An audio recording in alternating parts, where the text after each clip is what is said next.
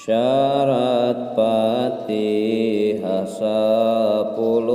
kahijina tertib tuluy ngaraksa hurufna rejeng kudu ngaraksa kana tasydidna ulah eureun lila nu eueuh maksudna genep eureun sakedem maksud megatkeun kana bacaan sanajan dituluykeun aya Fatihah dibaca sadayana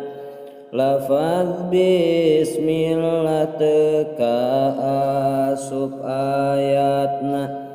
ulah ayat